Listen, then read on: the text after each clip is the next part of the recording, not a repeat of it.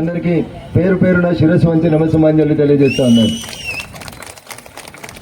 మొన్నటిదాకా కారు పాలన చూసినాం, 10 ఏళ్ళు చూసినాం. పద్మకి ఏమి ఇచ్చింది, ఏం తెచ్చింది, బస్టాండ్ ఏం మారింది, రోడ్లు ఎట్లున్నాయి, మోరీలు ఎట్లున్నాయి చూసినాం. కారు మీద ముఖం మొత్తింది, డబుల్ బెడ్రూమ్ రాకపోయే, పింఛన్లు గట్లేవాయ, ఏడిపించి కోస పెడితే కారును పంపించి మొండి షెయ్యిని తెచ్చుకున్నాం. షెయ్యోళ్ళు ఏం చెప్పారు మనకి, మాకు ఇట్లా ఓట్లు వేయరు, అట్లా మీ 2000 పింఛన్ ఆడపిల్లలకి అందరికీ 2500 రూపాయలు ఇస్తామని చెప్పారు. అక్క వస్తున్నాయా 2500? ఎవరికన్నా 2500 వచ్చినాయా? డిసెంబర్ నుంచి ఇస్తా అన్నాడు. డిసెంబర్ పోయింది, జనవరి పోయింది, ఫిబ్రవరి, మార్చ్, ఏప్రిల్కి వచ్చింది. దగ్గర 4 నెలలు అయిపోయింది.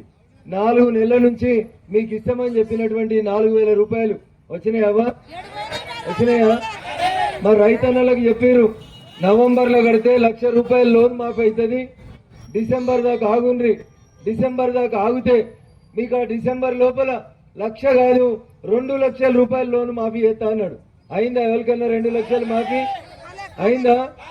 ముఖ్యమంత్రి ఇప్పుడు ఏమంటున్నాడు, నేను ఈడ లంకె బిందెలు ఉన్నాయనుకొని వచ్చినా, లంకె బిందెలు లేవాడా, ఖాళీ బిందెలే ఉన్నాయి, పైసలు లేవు, అందుకని మీకు ఏమి ఇస్తలేను అన్నాడు. మరి మా అక్క చెల్లెలు ఊర్లలో కొత్త కొడతారన్న బాధకి ఒక్కటి మాత్రం ఇచ్చిండు. ఏందది?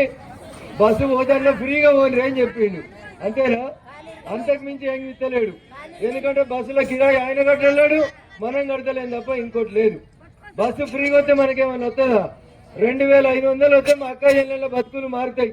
పింఛన్ 4000 అయితే మొన్నటి దాకా పెద్ద కొడుకు 2000 ఇస్తే చిన్న కొడుకు 4000 ఇస్తాడు అనుకున్నాం. 2000 అట్లే ఉన్నాయి, 4000 ఇట్లే పోయినాయా? కారు అట్లే పోయింది, చెయ్యి ఇట్లే పోయింది. వీళ్ళిద్దరు కలిసి ఓట్లు వేయించుకొని గద్దెని ఎక్కుదామని చూస్తున్నారు. ఒక్కసారి మోడీ గారి గురించి ఆలోచించుండ్రి.